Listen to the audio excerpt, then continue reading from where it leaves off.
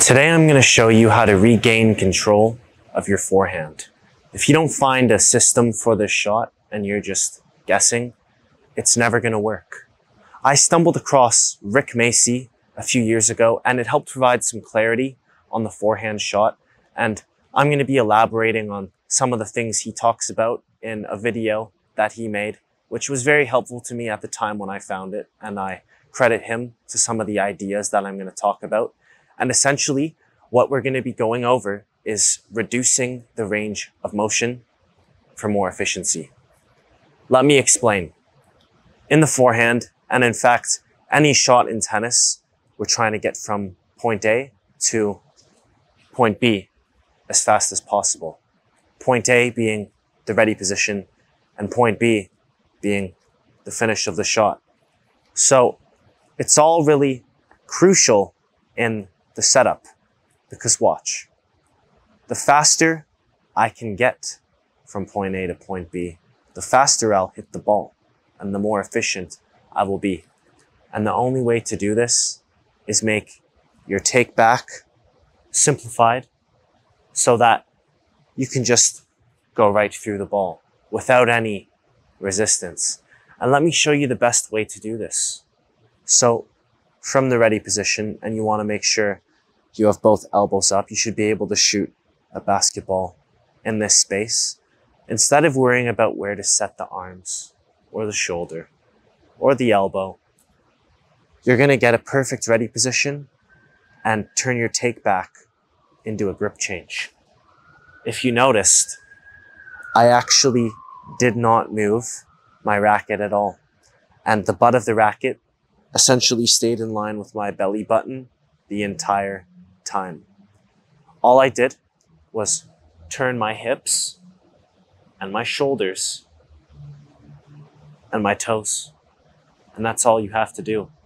So this way, you've reduced your range of motion by probably half, and for some of you maybe even more, because you might be going like this, and this is really holding you back from hitting a clean, powerful forehand, okay?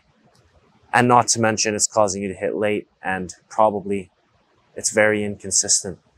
So watch. From here, boom. You're just going to practice a unit turn. This is the first thing that you need to do. The turn is a grip change, okay? Now, once we're here, you need to start the swing. A lot of people at this point, they do what's called wrapping, where the racket comes behind them, disconnected from your body, and you've just added a whole bunch of motion that you did not need because you've slowed yourself down maybe a half second, which is a long time in tennis, okay? Another word for this is a three-part swing. It's where we turn and then you reset the racket before swinging. But you want to get to a 1-2 rhythm. What I recommend is after you've established your new unit turn, set the racket in what I call pat the dog every time. And what you want to do is always set up at the height of the ball and point your strings to the ground. If the ball is high, set up high and you see my strings are down, like this. If the ball's at your hips, set up at your hips, pat the dog. It's already there. If the ball's low, pat the dog. And what this is going to allow you to do is hit topspin without really worrying about where to position your arm or kind of how to swing, because you've already set the grip and the racket in an optimal position to generate tons of topspin and actually get lag from this point. Make sure you have a very loose arm, and all you have to do from here is start the swing with the body. And I'm going to show you how. So from here, make sure that your elbow is not touching your body as well, because that's going to cause extra resistance as well. But all you have to do is pivot your toes, your hips, and your chest, and just let the racket come along for the ride. Don't even worry about it. This movement here that you see on TV tennis, those slow motion videos that you watch, those videos where a coach is drawing lines on a player. A lot of people think that they are forcing this action, but that's not what's happening. The racket is the last thing to come through. It's like a whip. Get your body through it first, and your arm is so loose that the racket's just going to catch up to you, and it's going to catch your wrist in this position. And then the wrist just stays back. But we're not forcing it, okay? It's got to be loose. It's got to feel natural, okay? You go with your body first, and you just go right to the ball. And because your swing is so small, you've essentially taken the ball out early and out in front, and you've got all the time in the world to finish the swing. Now, here I need to show you how to finish properly, okay? Because this is where a lot of people get it wrong as well. They take a huge path upward like this. They go up way too high, and they end up scraping the ball and puffing it and driving it long.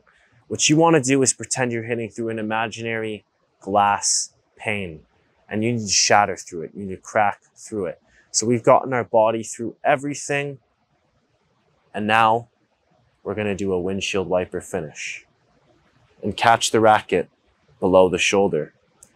And this is the most optimal way to finish, because you essentially don't want to take your racket out of this plane of kinetic energy that we've built up, this momentum which is going this way. But if you finish really, really high on your forehand, you're going to have your momentum like this. And you're not going to get the maximum output and energy or consistency that you would have if you just stay along this road with your racket. So whatever height you're swinging at, let's say it's shoulder height, I'm going to go boom, stay along the road. I finish at the height that I started. If the ball is at my waist, boom, stay along the road. Finish at the height that you started. And if the ball is super low, set up at the height of the ball, finish relatively where you started. Because you're actually below the net when you hit, you do need to swing up slightly. But if we're already swinging from above the net, you don't really want to go much higher because you're going to hit long. I hope this provided a little bit of clarity for you, and I hope you can stop missing forehands and reduce your range of motion and get better on the court. Do me a favor, like and subscribe for more educational tennis videos. Ciao. If you're starting tennis later in life and you don't have a system, you're going to fail more and you're not going to get what you want on the court. You can continue paying top dollar for tennis lessons, and by the end, all you've really gotten is a bit of exercise. You've maybe run around, they've set up a few obstacles, and if you ask for any specific advice, the coach will change the subject. This is because most coaches don't actually have a system. They are essentially making things up on the spot. I share the most important information in a fast course that you can copy for success. If you can learn it and use it and take the actions that I recommend, you can make more shots, play with whoever you want, and enjoy tennis for the rest of your life. The link is down below. Ciao.